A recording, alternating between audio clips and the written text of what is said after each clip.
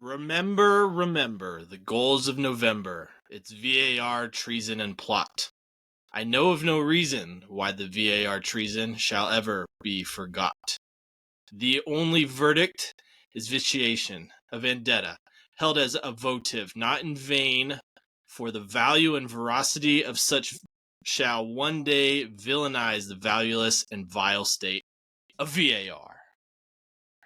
Oh, Ladies and gentlemen, welcome to Brews and Banter, where we unravel the tapestry of football's finest moments with a dash of rebellion and a pint in hand.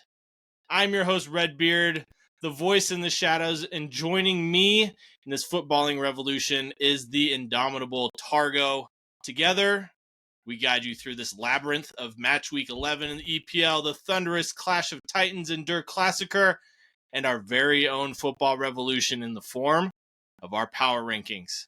So grab your favorite brew, settle into the shadows, and let the banter commence. Remember the goals of November.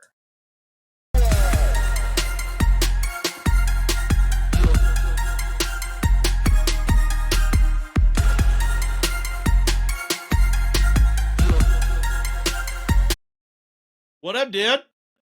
how's it going? Happy Guy Fawkes Day. What else did we have? We had Stranger Things Day. Oh, has that happened? Yeah, November 6th. And then whatever the hell you want to call Matchweek 11 in the Premier League. Nuts, man. Absolutely nuts. Chaos. Slight frustration, maybe a lot of frustration. We'll get into it. Yeah. But what are you going to be indulging in while you're drinking through this hard to process Matchweek 11? I am drinking Icicle Brewing Company. They're a tasty one. They're at Leavenworth. Yes, Magic they are. Meadow Hazy Double IPA. Ooh, your turn for the double. It's my turn. It's an 8% beer. They have this nice description, which I'm not going to read because it just has a bunch of hops I can't pronounce. But let's give it a try. I'm pretty sure I've had this. I don't know. It's been a while.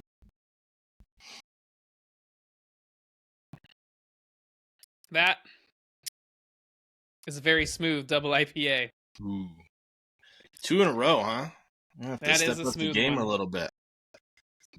Well, today I went for 15.5%. Well, I don't even know if it's beer. It's called Maple Goodness. It's a bourbon barrel-aged barley wine with vanilla and maple syrup from Lumberbeard Brewing. And God, do I love that can. It is cool looking. That is a cool can, but you got to let the listeners, viewers know, how much did that beer cost you? $14. Because I was there when you bought it. $14. And you told me? I was like, what? Yeah.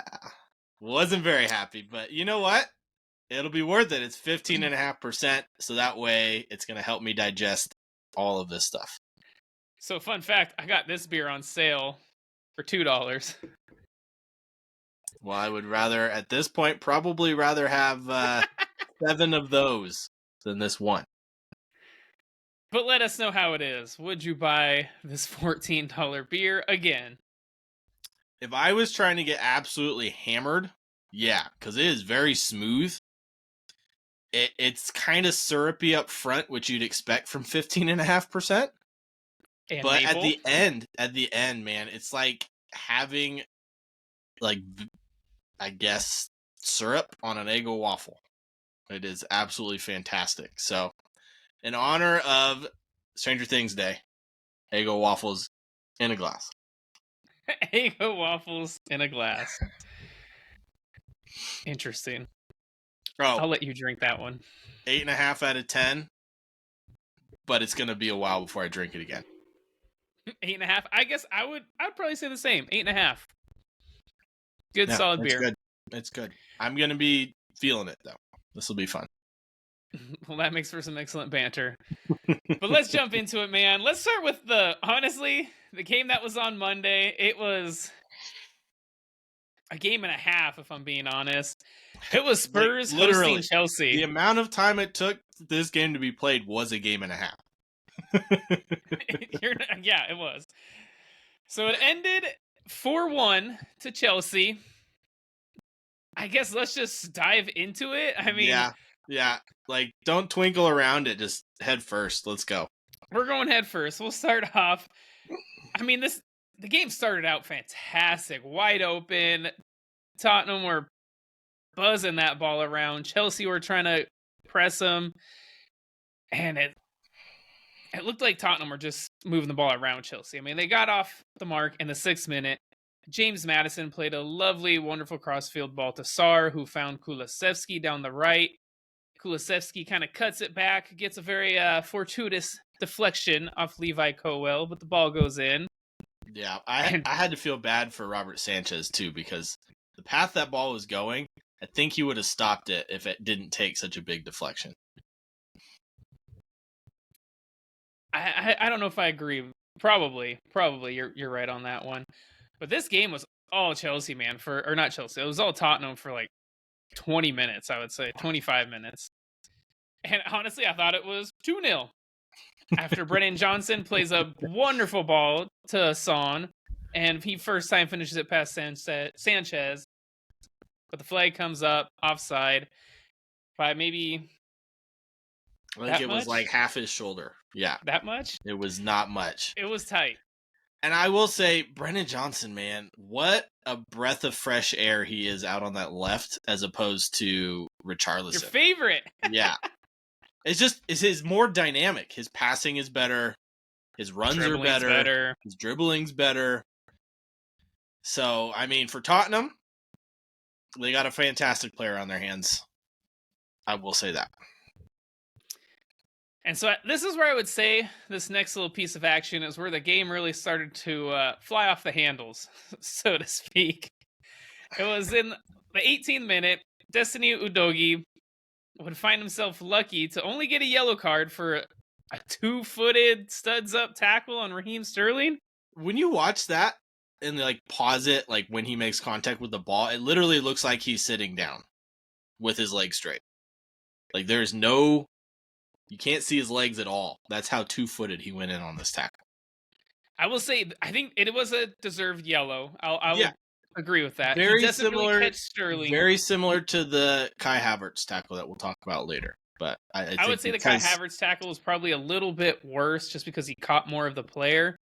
Versus Udogie, he barely catches Sterling, maybe on the toe. Yeah, but it's still 2-footed tackle. Like you just don't do that. But he doesn't catch the player, and he gets the ball. Yeah. He does get the ball. He gets a yellow, and it's called a foul for dangerous play. So if he makes any more contact, you're right. That would have been. If he actually caught Sterling full on, I think it would have been a red. Straight red, and probably a melee on the field with the way this game was going. Well, then it's Raheem Sterling, man, back in the action. Thought he scored in the 21st minute, but was judged to have handled the ball before scoring. I think kind of unlucky. It is, but kind of does a whole bounce between him and the defender.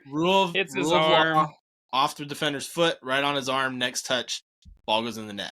So you cannot score off of a handball or put yourself in a better attacking position. So, yeah, good call by the VAR. There's kind of a crazy series of events right before this no goal.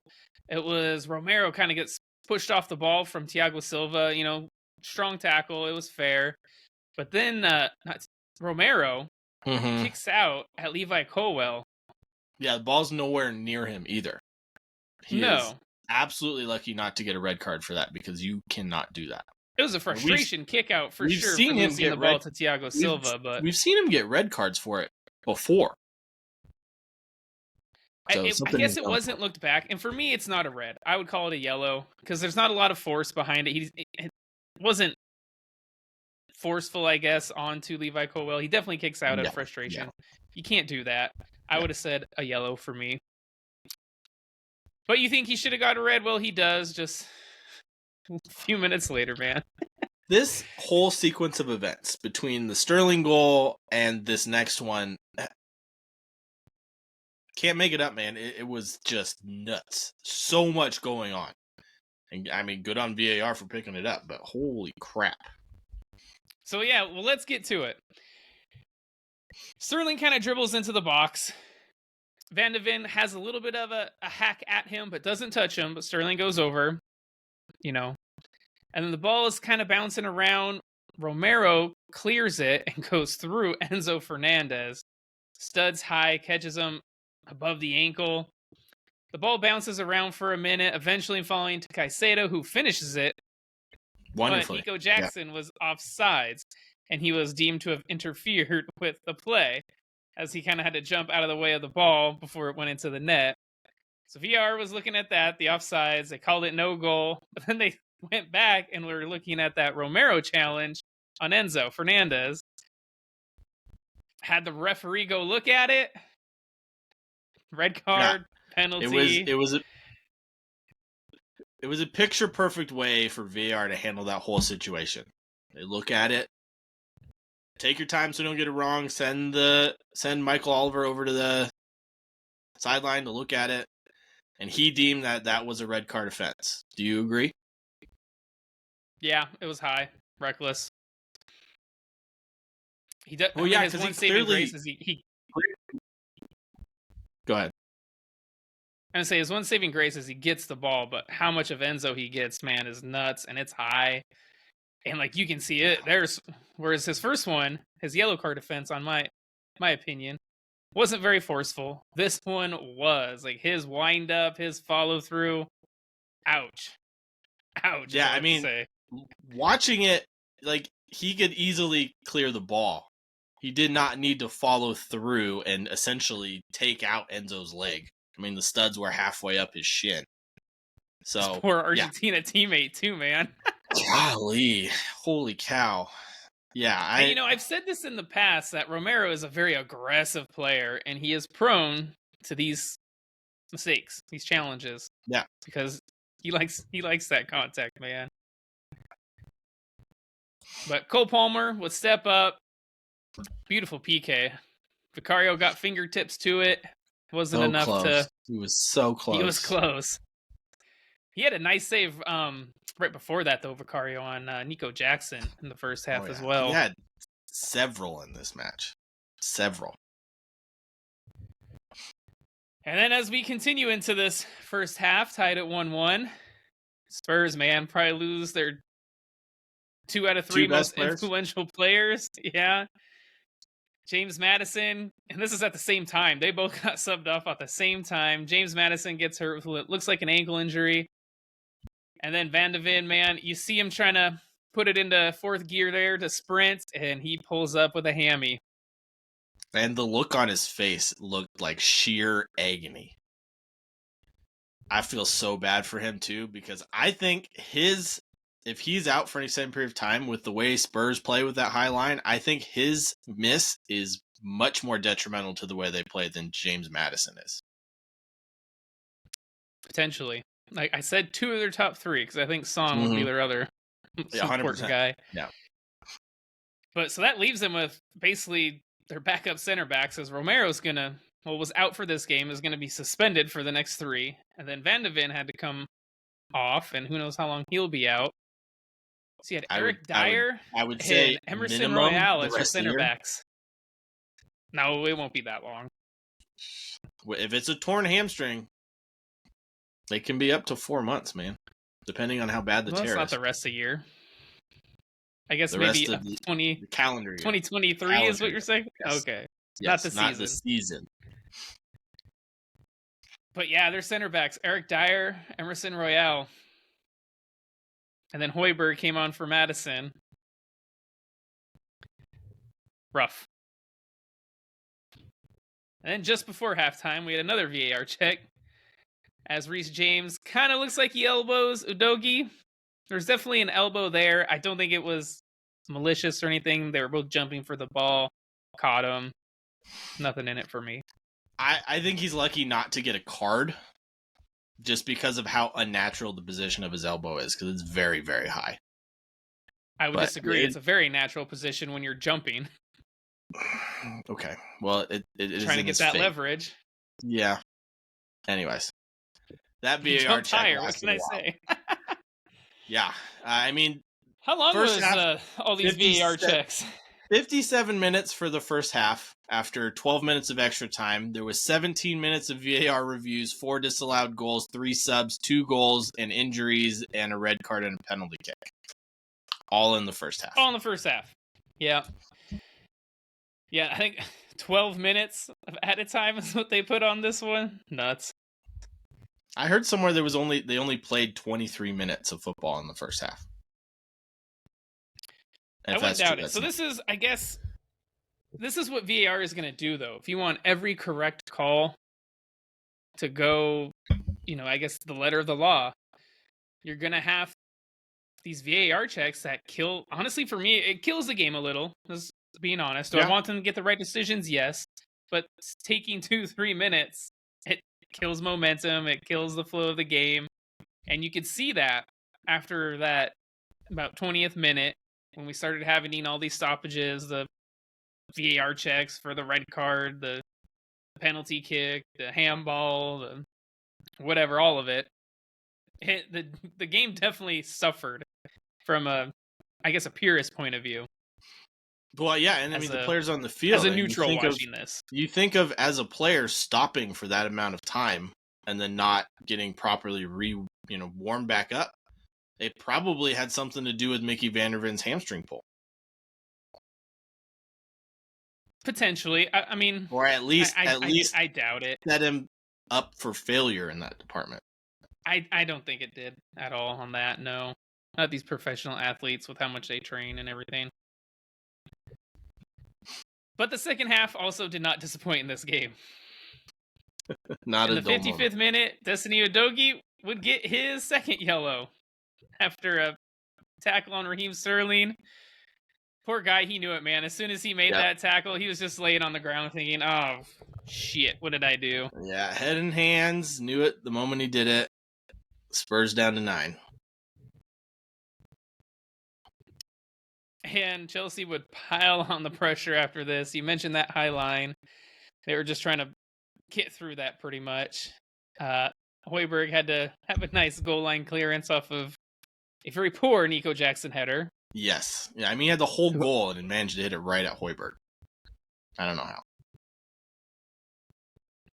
And then Chelsea would finally take the lead through Nico Jackson in the 75th. After Raheem Sterling breaks the lines and gets behind the Spurs defense, squaring it for the easy tap-in. Making it 2-1. But Spurs had chances in this game, man. Like, they weren't dead at 2-1. Like, I know that the score line is 4-1, but I don't think that does this game any justice at all. I think, it doesn't do it any justice because 3 of those goals came in pretty much extra time. Yeah. 2 of them did. 2 of them. But, I mean, Spurs, they thought they equalized just 2 minutes later off of a beautiful finish from Eric Dyer. Oh, what a first time. Flicked header to him was offside. First time, yeah. Not by much either. I thought initially that he was way offsides, but inches. It was not, no. Nico Jackson would make it 3-1 in the 94th, so like you said, stoppage time. As Chelsea would pretty much go end-to-end after Son would have his shot saved by Sanchez. Good save. Chelsea go right down the other end. Gallagher with kind of a wonderful piece of individual play. Puts the ball across for Jackson for another tap-in. And then he would complete his first Chelsea hat trick in the 97th after he was played behind Spurs' unsuccessfully high line. Dribbling around Vicario for a tap-in. He had Mudryk right there next to him. Kind of used him as a dummy. Yeah. He should have had 5 or 6 in this one, let's be honest. Easily. So that header, there's one. He had one in the first half.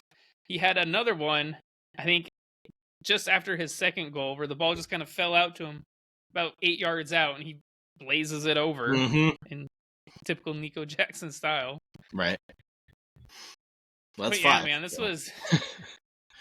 Yeah, I mean, this match was crazy, man. 21 minutes of total added on time, 5 goals called back, over 20 minutes of VAR reviews, 33 fouls, 6 yellow cards, and 2 reds. Woo! It is nothing short of crazy. It was, yeah, and like I said, man, this game, it started so well. Like, when it when it started, I saw both teams, just the way they were playing, going after it. I was like, ooh, this is going to be, a delicious match. It's a tasty affair. And it kind of got a little sour with all the VAR stoppages, but hey, I guess that is the game today. VAR, the way it's been performing, I mean, it's damned if you do, it's damned if you don't. At this point, I'm glad they got the majority of the decisions, well, almost all of them right in this match. All right. Well, let's move on to another London club. We had Fulham hosting Manchester United. Manchester United running out 1-0 winners. So this was an interesting one. Very. United didn't play very well, of course. They had a goal taken back by VAR, which we'll get into. But let's start with, I guess, the one goal that did count. Bruno Fernandes, kind of with a little bit of brilliance there. Pellistri, some kind of good hustling, trying to win the ball back. But it takes kind of another individual moment of brilliance to win a game. Yeah, and you said or just score a goal, I guess we'll say. You said it before. Manchester United are playing for moments of individual brilliance to win games. Well, they got it in this one. And so that's going to be difficult for them to sustain that. Mm-hmm. And I guess, I mean, at the end of the day, it's 3 points. That's all that matters. If they wouldn't have gotten this win, it would have been interesting to see the pressure that would have been applied to Ten Hag. Yeah, 9 losses. Run of form, but there have been 9 out of 16 games he would have lost, so that would have been pretty bad. But they're still kind of hovering around, European places, at least the top half of the table. Which, when you think of their performances, you think probably bottom half of the table. But they're picking up points. They're not playing well, but they're picking up points. So kudos to them. Let's get to this VAR call. Harry Maguire was judged to have been offside despite not touching the ball after McTominay, Manchester United's top goal scorer this season, scored. What'd you think of this one? I'll be honest with you. At this point, I don't know what to think of it. Was it the correct decision? Was it not? I mean, he definitely makes a play towards the ball, but he doesn't touch it, though. Doesn't really influence anything else in the play.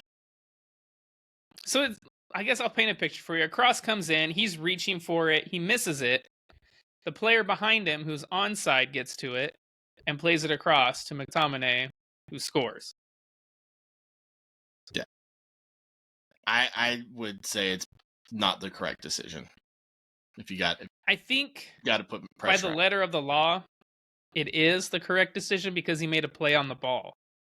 He went for it when he was in an offside position. And so I guess I can see why it was called.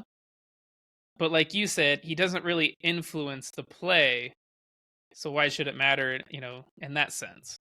Yeah. So, if the ball went straight to McTominay, okay, I have no problem with it. But it didn't. So it didn't really influence the goalkeeper in any way. Didn't really influence defenders in any way. Therefore, does it really affect the play? No. VAR thought so because they called it back.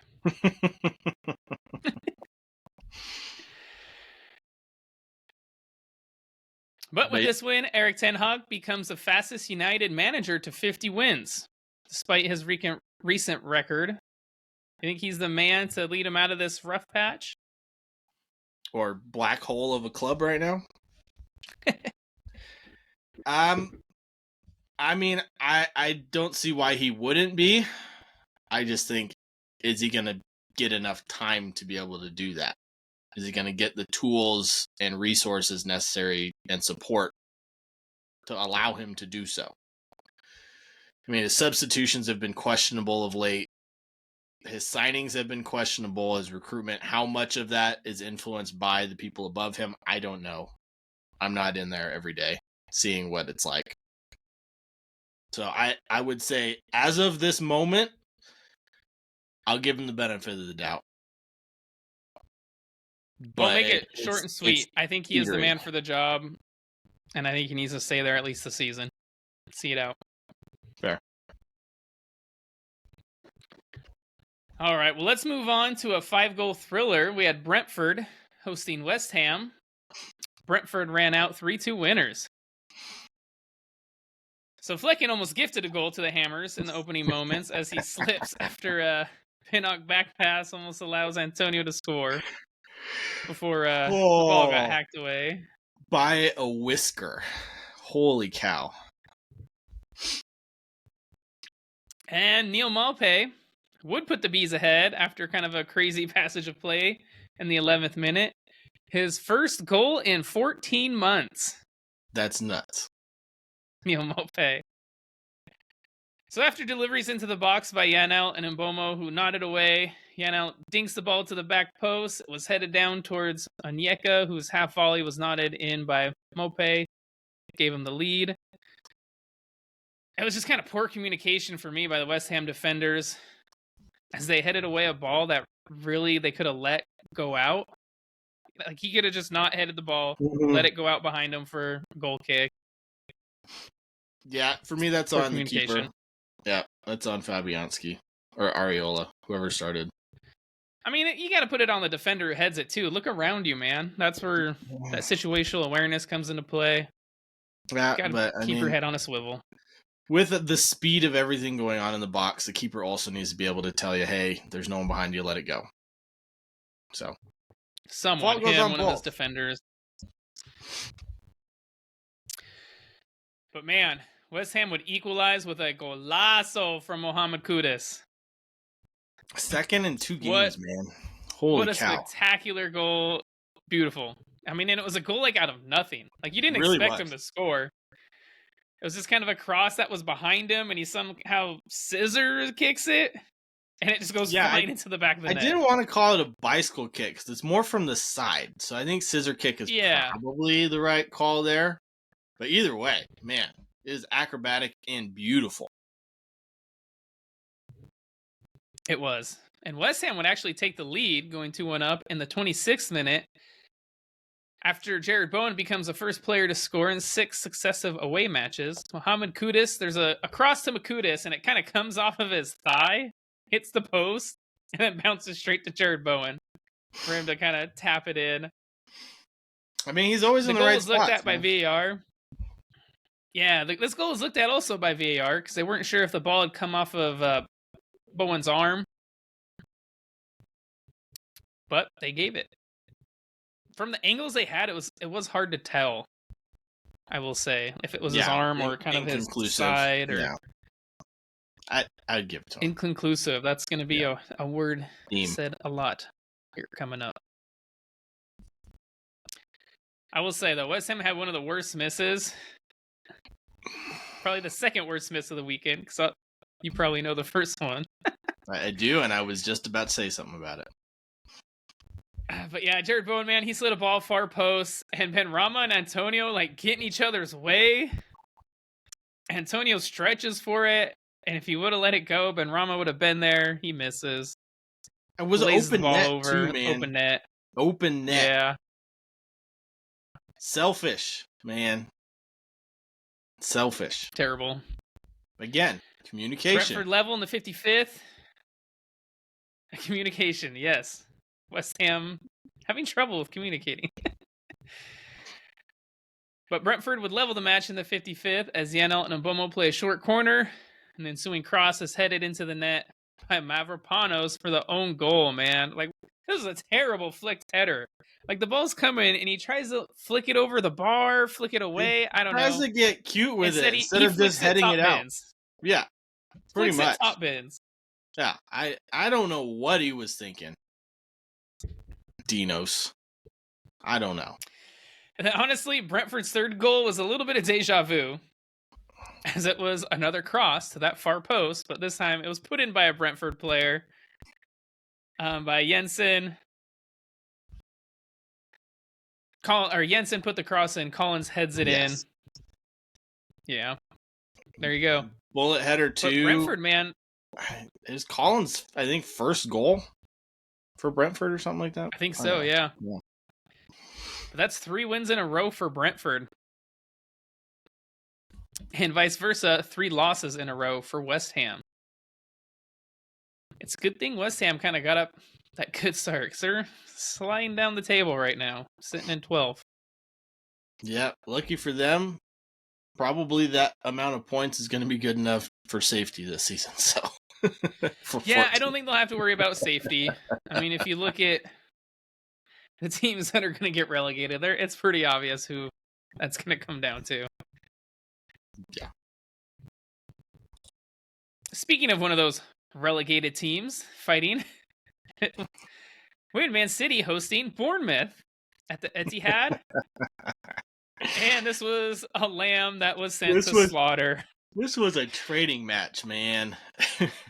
Starring Jeremy Doku as the leading man. Jeremy Doku was the butcher of that Bournemouth team. Holy, lambs out for slaughter. Holy crap. So he gets the first goal. This one ended 6-1, and he has a goal and 4 assists. It was 3-0 by halftime, goals by Doku, Silva, and Akanji. And then City would put another 3 in the second half, through against Silva, Foden, and Ake. That second Silva goal, though, what a beautiful ball from Doku, and the little flick from Bernardo Silva, man. Oh, just to lift it over the goalkeeper. The Foden one, too, man. What a ball by Doku. Fine Foden, nonetheless. So, yeah, I mean, what a player he is. Holy cow. I didn't know he could pass the ball like that. Or the vision. More goal contributions than Antony already? I don't know if that's true. I'm just throwing it out there. I think he's got more in the last 3 games than Antony does in his entire career for United. So there you go. I mean, in this match, he has more than the entire offense of Man United in the Premier League this season. So, which is 1 goal and 1 assist. Okay.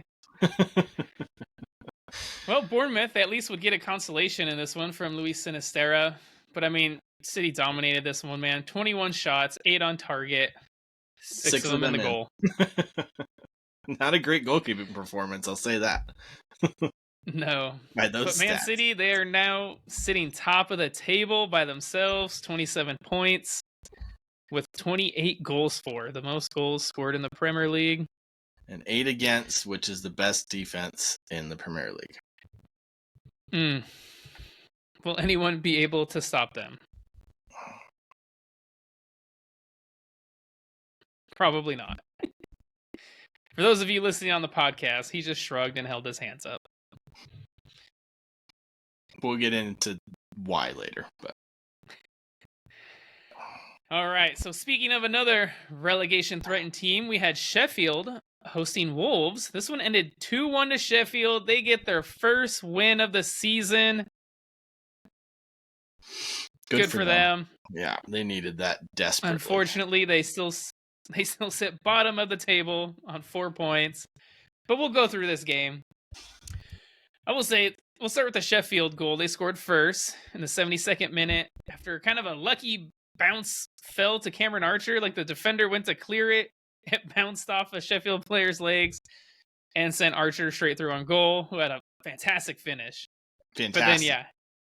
Love that celebration, too. His last name's Archer, so what's he do? Right? It fits. The Archer celebration while sliding, too, man. Questions on Jose Sa for this one?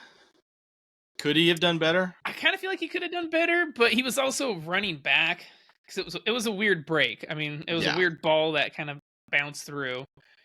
And so I can see why he was out of position and had to start retreating back to goal. And as he's running back, the shot gets taken. So I don't want to be too harsh, but his form has not been great lately. I will say that. It looked weird when I saw it, like because he didn't really have to dive for the shot. But I mean, it was a thunderbolt that Archer took, and yeah. But Wolves would equalize in the 89th through Jean Rickner Belagarde after his deflected shot would beat Foderingham. It's kind of a nice turn and shot, and it looked really good first watch. But then you can see it did take a wicked deflection, took it top bins. Wicked. But yeah, I think it's what Wolves deserved, so. And then we have some VAR controversy. punishing poor Wolverhampton Wanderers again. Again, for the second straight match. Sheffield would get the winner from the penalty spot, as Fabio Silva was judged, air quotes, to have fouled George Baldock in the 110th minute. Harsh, man. It looked like Baldock was going down before he even touched him. He was, and there is very, very minimal contact in this. Not to mention he was already going down. And you got to feel for Fabio Silva, man. He looked distraught after that match. Yeah, he was crying after the match because Oliver Norwood would step up, smash that penalty home. Almost missed. Honestly, almost thought it was going to go over. Bar, yeah. I remember when we were watching that game, we were like, oh. But yeah, I mean, Wolves done harsh and yet again by VAR, man. It's the third time in the season. Second time in 2 games for pretty much the exact same thing. Weak penalties deciding Wolves' season right now. They really are. Luckily, I think, like you said, they're probably going to be safe. They're in 14th place on 12 points. But that was an important win for Sheffield United, man. Yeah, first win back in the Premier League, levels them with Burnley on points, gives them some confidence, which is desperately needed for them right now. Speaking of Burnley, they played Crystal Palace. They hosted Crystal Palace, and they lost 2-0. 6 Raise your hand home if you losses didn't in see a row. this coming. Yeah, I didn't think so. Nobody didn't see this coming. Not this bad, yeah. So Jordan Ayew picks the pocket of Burnley defender Bayer, drives into the box, sliding the ball across for Jeffrey Schlupp, who's running at the far post. He taps it in. 1-0. That's pretty much how it stayed until the 94th minute, when super sub Abriche Eze would assist Tyrick Mitchell for a goal in the 94th. Good to see Eze come back in from injury. All that's left, man. Michael Olise. Give the people what they want. Bring him back. Let's go. Been waiting to see him all season. Nothing. He has been injured. Yeah, I thought maybe he'd be back sometime. In October. Now. Yeah. End of October, yeah. Yeah. But this result leaves Crystal Palace in 11th on 15 points. Burnley, they're in 19th on 4 points, man. And guess who they play next week? A pissed off Arsenal squad. Sucks for them. Hopefully, sucks. But let's talk about, I guess, the one bright spot I saw in this game. It was Burnley winger. The one bright spot for Burnley, I will say. Winger Luka Koleosho, man. He's only 19. He looks like their best player. I hope he plays for the U.S. because he could play for U.S., Italy, and I think one other country, technically. But at least he drives at defenders, tries to beat them, get in the box. Looks like the really only goal threat because, hot damn, this team cannot score a goal to save their life. Oh, man. I mean, let's see. Their last goal was against Bournemouth. And then they've got 1 against Chelsea and 2 against Luton. Those are their goals. That's crazy. So... terrible. They're in trouble. Let's go to a result I guess we didn't see coming. Yeah. You and I, we both picked Brighton to win this game, but they drew Everton at Goodison Park. And Everton would get on early, man, through Vitaly Mikalenko. A bit of luck with this goal, but a great tackle as he kind of got the ball going in the attack. Kind of takes a deflection. It's like he takes a shot at rebounds right back to him. He puts it in. Bit of luck, but great goal for Everton. And I mean, their last 2 results have been fantastic. So I got to point out this goal. Lewis Dunk thought he equalized. off of a thunderbolt, man, of a first-time volley, only to be marginally offside. But man, that volley. Oh.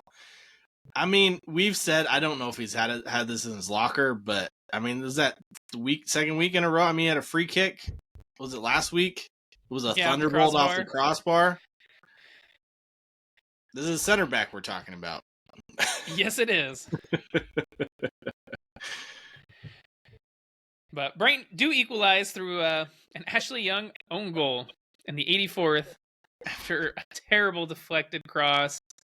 Matoma kind of turns his defender inside out, goes across it. Unlucky deflection for poor Ashley Young, who's just came back after that red card. I know. That he got against Liverpool. Can't buy a lick of luck, man. That was just unfortunate. No, he can't. But I want to talk about Brighton for a second, man. They are very much a double-edged sword. They score goals, but hot damn, do they concede goals as well. So they've conceded 20 goals so far, which the only teams to concede more are the bottom four.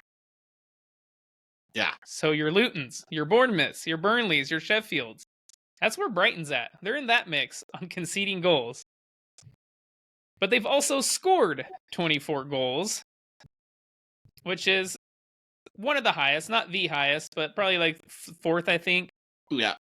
Behind for goals Newcastle, scored. Villa, and City. Tied with Liverpool.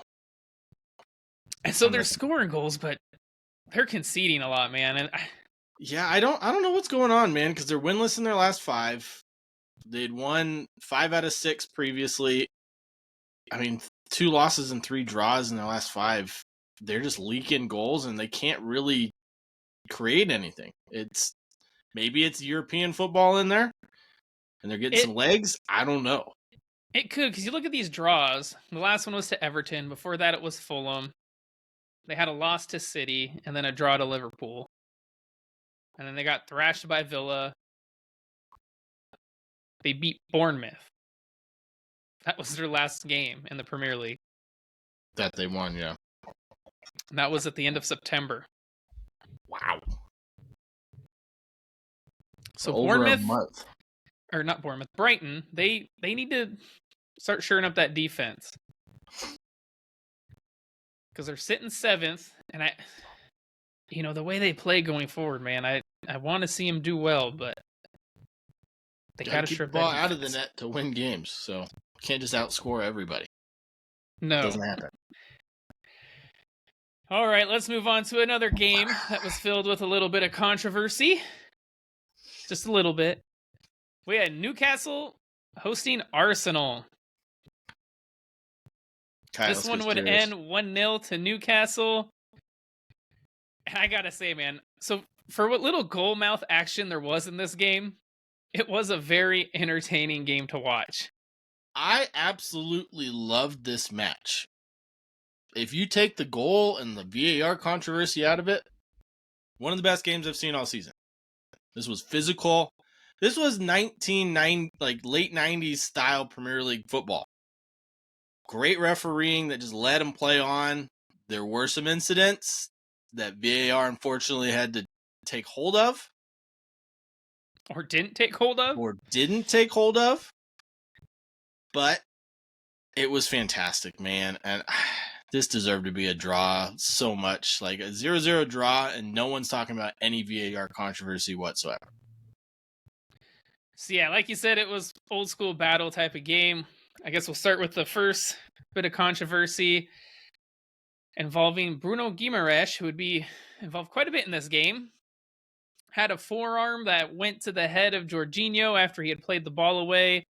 Deliberate movement of his arm, elbow towards his head. I don't know how VAR missed it. He literally runs past Jorginho. When Jorginho gets the ball and plays it, he has his eyes set on him, runs at him, raises the elbow, and hits him with his forearm right in the side of the head. How do you not see that is violent conduct?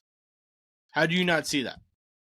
The only excuse I can give VR is they felt maybe it wasn't enough force. I don't know. Again, I'm trying to defend it. And it's very hard because that is an Intent to obvious red injure card. an opponent. If this happened to anybody, any other team in the Premier League or the world, I would say the same thing. Intent to hurt an opponent. Ball is nowhere near him. Red card. Every single time. Honestly, It's Bruno literally could have had 2 red cards, man. probably 2 or 3, yes. But I mean, it's literally the letter of the law for violent conduct. Like if you were to read it, it literally explains this situation. It's the, yeah. So he got another lucky one on Jorginho. Jorginho plays the ball away, and he just straight shoves him down to the ground. He gets in the face of Declan Rice. They're pushing. He gets nothing for there. It's what happened before that, too, is he literally kicked the ball at Declan Rice. Puts the ball down, kicks it at him. Declan Rice gets in his face. He goes, puts his hands around his throat area. They get in a shoving It was match. chest. It looked chest to me. He does eventually get a yellow for a hand into the face. It probably wasn't his face. Probably more his throat into Fabio Vieira. Yeah, the one that I would say probably is the least of all of them, and probably I would say just a foul, not even a yellow card.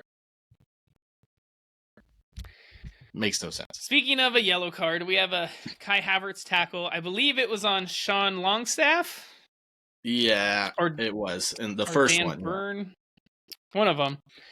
So he goes in for a tackle, ugly tackle. He's looking to ninja in the kick. Air, trying. I mean, it looks like a mixture of he's trying to block the ball and take out the opponent.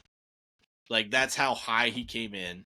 But it also looks like he's trying to block it because he's well ahead of the person kicking the ball. I will say this one looked a lot worse live than on the we were freaking out. Slow-mo. Yeah. So when he goes in, his studs don't catch the player. It's his trailing leg that's on the ground catches the player's standing foot. I can see why it would hurt. You know, you can roll your ankle like that. It was a yellow card, but what was hilarious to me is Kai Havertz gets a yellow card for this tackle. But then after a result of all the arguing and shoving, 3 Newcastle players get yellow cards. Yeah. And Kai Havertz shushes the entire Newcastle bench. It's fantastic. But yeah, it was. Do you think it was a red? I know there was There's a lot of controversy with this one. I think it's the same as the Udogie one. If he makes any more contact than what he did, it's a red. Otherwise, it's a yellow. Plain and simple. End of story. A high yellow. We'll call it that. Sure. All right, well, let's talk about the goal. Scored by Anthony Gordon in the 64th minute. It starts off, there's a cross that goes across the keeper. Looks like it goes out of bounds. Do you want to just from some of the go angles, one by one, or do you want to go through all of them at a time? We'll start with the out of bounds. We'll go one by one. So it looks like the ball goes out of bounds from some angles. But again, this is a ball. You can't... I can see anyway how part of it could be in. I can see that. Yes. But let's not forget, okay? Manchester United had a similar situation where the ball looked a lot less out of bounds against Brighton. It got called out of bounds. Got called out of bounds and said it was clear and obvious, even though Rashford's ankle and foot are in the way of the line. This one, you can see the entire ball, the entire bit of grass on the other side of the line. I do understand we're talking 3 dimensions here, right? It still could be in bounds. This is probably out of the 4 shouts for this goal, I have the least issue with. It's just here's where I had the most issue. Go ahead. Here's where I had the most issue. How the fuck is there not a camera on that line? All this technology, all this money, and that's the best camera view for... Over 30 cameras on this pitch. Over 30. They need to add one more, apparently. And you can't get the line there? I'm pretty sure we said the exact same thing about the United one as well. But for me, you got to be consistent, VAR. If the United one is out of bounds, this one's out of bounds. If this one is not out of bounds, neither is the United one, and Manchester United need an apology. One or the other. So that's the out of bounds ball. Then the ball gets played in from Callum Wilson to Joelinton. And so for me, this is where there's the biggest shout for why this goal should not have been allowed. Joelinton, obviously seeing he's not going to get to the ball because he has Gabriel in front of him. Gabriel is going to head the ball. Joelinton puts two hands into the back of Gabriel to try to get him out of the way. I know you've done it as a striker. You nudge that defender a little bit when they're going for a header and it gets them out of the way. That's a foul. I've done it multiple times, but for me in this, yes, it's a foul. But the biggest thing for me is that Joelinton is not on the ground. He is in the air. So the full weight of his body is pushing Gabriel. If you're a defender, I don't care how big and strong you are. If a man the size of Joelinton is in the air putting his entire weight on your back, you cannot jump off the ground straight up. You will go over. Yes, he went down a little easy, but that is a foul. His arms fully extended, changed Gabriel's trajectory of how he was going to jump, where he looked like he was just going to flick it over the bar. At least the way he was jumping. Or wherever, yeah. It looked like he would have got his head to it. It was a foul. I don't care who you are as a football fan.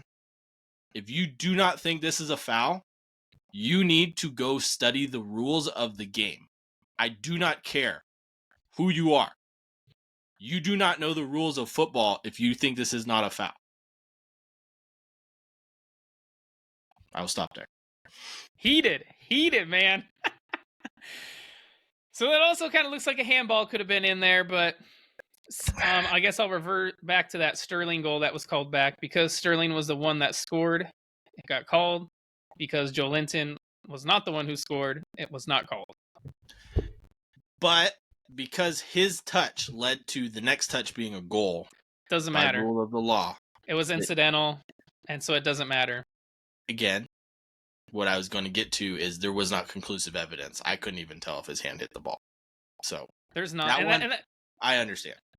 And it's similar to the next issue, which was the offsides on Anthony Gordon after the ball comes off of Joelinton or Gabriel, whoever it comes off of. Again, wasn't sufficient evidence. All the angles you see, you either see Gordon or you see the ball, but you cannot see both in the same picture. You know what camera would have got that? The one on the sideline that would have caught if it was inbounds or out of bounds. It would have seen that. Weird. But no, this one, I'm not even upset about. Like, you can't see the ball at all. How are you supposed to be able to tell? And even the other angles where you can see the ball, there's no line that's going to tell me that he was offsides. And if he is, it's like inches. It's the foul for me. It's 100% a foul. Either way, man, Arsenal didn't create caca in this game. They had one shot on target, and Newcastle's 2 shots on target. Technically, both teams had 1 shot on target. Technically. Because the second one shouldn't have been a shot on target. It should have been a foul. Okay. Well, by the result of the game, they had 2 shots on target. But yeah, this was... I will say it was a feisty match, man. I would not have wanted to been in that midfield playing against Joelinton. He is a beast. He's a monster. I do have to give a shout out to Newcastle's defense. Lascelles played fantastic. Fantastic. Trippier, even left or right, was fantastic. Livramento when he came on for Dan Burn. When he came on, yeah. And I got to shout out Declan Rice. He also looked fantastic for Arsenal in this game. They just need 2 of him, one to play in the 8 and one to play in the 6 role. Then I think they'll be okay. And I will give a shout out to Miguel Almiron, first player to dribble past William Saliba this season. Props. Now. So, do you want to talk about Arteta's press conference? I'll let you go into that, man. I was just going to go into that. So, yeah, if you've listened to this entire episode up to this point, we've had how many instances? 3, 4, 5 instances of VAR. Yeah, the Maguire goal that wasn't given. You had in Chelsea, yellow and or red on Romero. You had the Wolves penalty that was given. More than one in this match. Whatever. I agree with Mikel Arteta at the end of this in his press conference. I know there's been a lot of debate whether he's right or wrong, whether he should do it, whether Arsenal should back him up, whatever. But VAR has cost too many teams too many points at this point in the season. We are 11 games in, and you could argue that it has changed results at least 10 times. It's embarrassing. The stakes are too high for these kind of mistakes. I mean, Wolves have been robbed 3 times, United 3+ times. I feel like Wolves should have 5 more points than they do because of VAR. They should have tied, beat United technically, but let's go with tie. And they should have won their draw and won this match. Their Sheffield United match. So yes, 5 points. United, I'm not so sure that the decisions would have really changed the games, especially the City one. Arsenal, it's the second time this season. Liverpool got cheated the most out of anybody. Should have 3 more points. I think they would have. I mean, there's 2 mistakes in that match alone where they probably would have beat Tottenham. And numerous other ones. Goal not being counted? Weird. And a red card not being given? But numerous other teams have been cheated. And there's too much money at stake. This is too high profile of a league for simple human error that could have been fixed.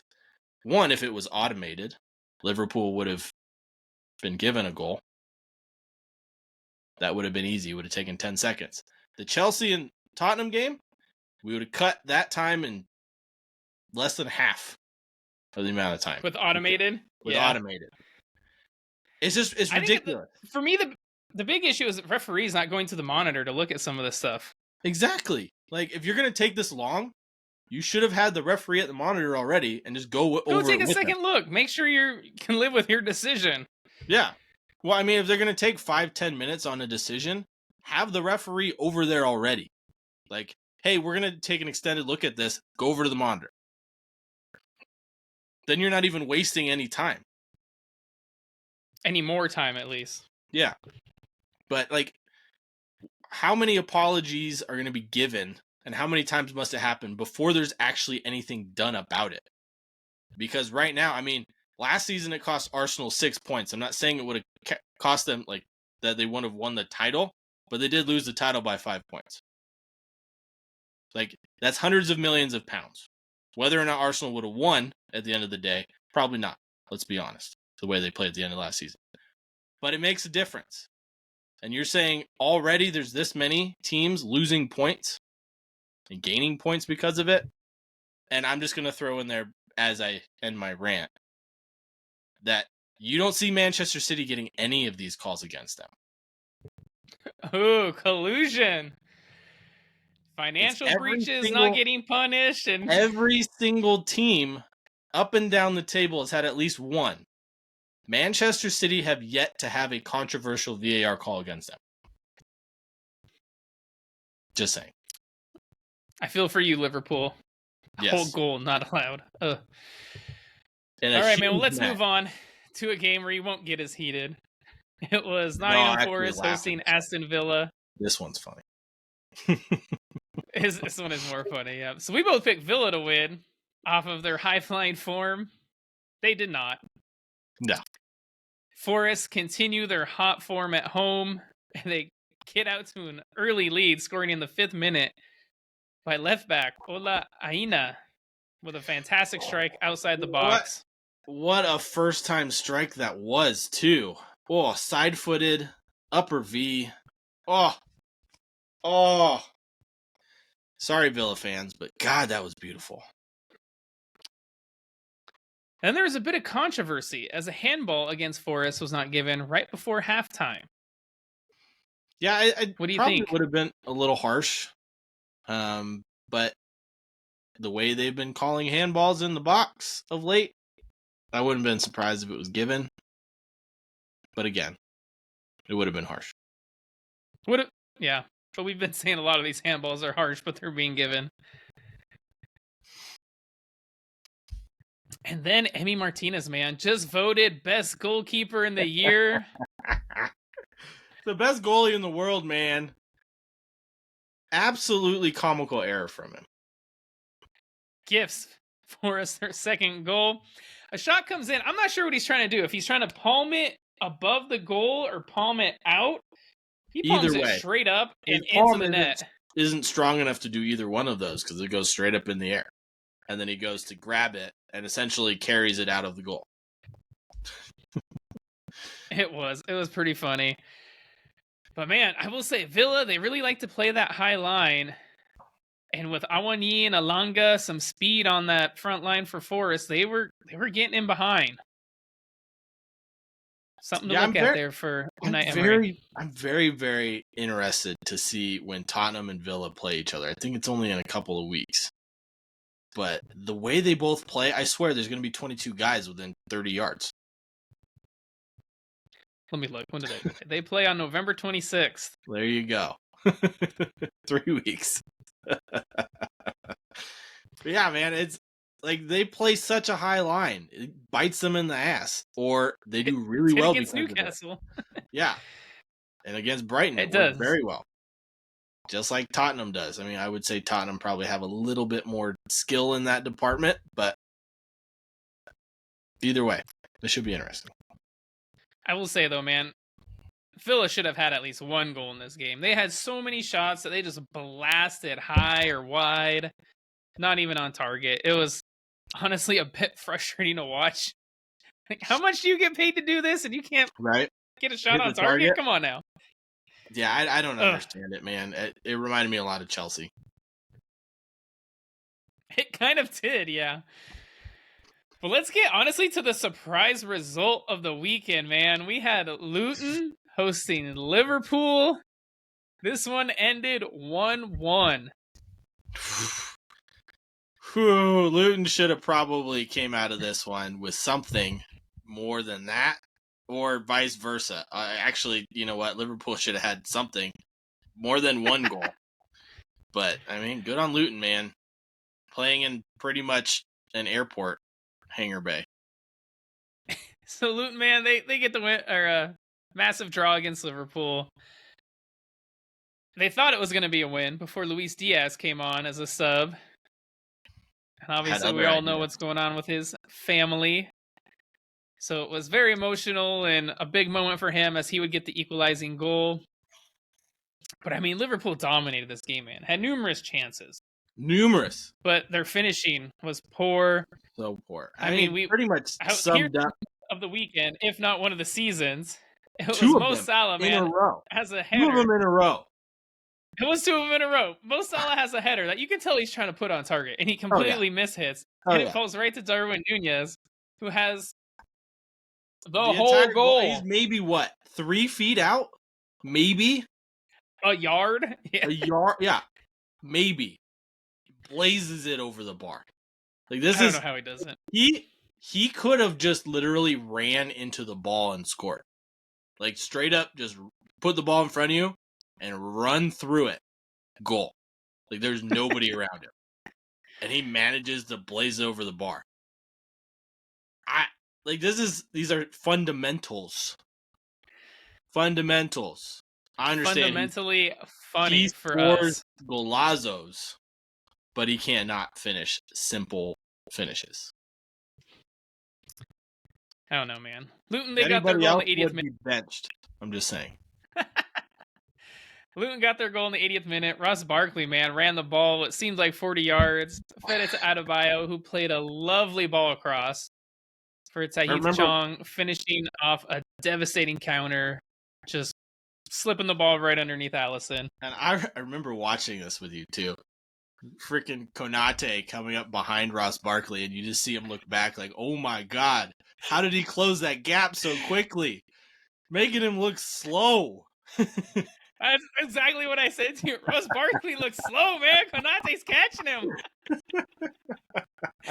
And Konate was booking it, man. He was, man. He's quick. Or at least quicker than Barkley, that's for sure. But I was questioning, because there was a little bit of a handball before on Barkley. I was wondering if this one was going to stand. Again, this one would have been harsh, as his back was completely turned away from the ball as it struck his arm. but it stood. If I'm a Liverpool fan, I'm probably a little upset about it. But as a neutral and always rooting for the underdog, it was good to see Luton score a goal, man. And man, their crap. The whole stadium went nuts after that goal. Nuts. Oh yeah. And like we said, Liverpool got their equalizer in the 96th, leaving it late. Harvey Jones put across back post. Luis Diaz there to finish it off, saving the at least more embarrassment from Liverpool. Yeah, but Luton, man, out of the relegation zone. Good for them, man. Because I'll be honest with you, the way Liverpool finished in this match, they did not deserve anything. Just missing that Darwin Núñez and Mo Salah attempt back-to-back. They didn't deserve to win this match or draw it after that miss. I'm sorry. It was that bad. It was awful. For me, it was like Liverpool showed up to this game expecting to win. Mm-hmm. Which, I mean, you do expect them to win, but they played like they were expecting to win. Not quite, I feel like, moving the ball as quick as they normally do. And I think the result shows that. Yeah. And it's what was deserved by them. They definitely didn't deserve the 3 points. So good on you, Luton. Yeah. Good on you, Luton. Them surviving's looking good. I mean, I hope they do. It would be huge for them. They thought they got a payday last season. Wait till you survive the drop this season.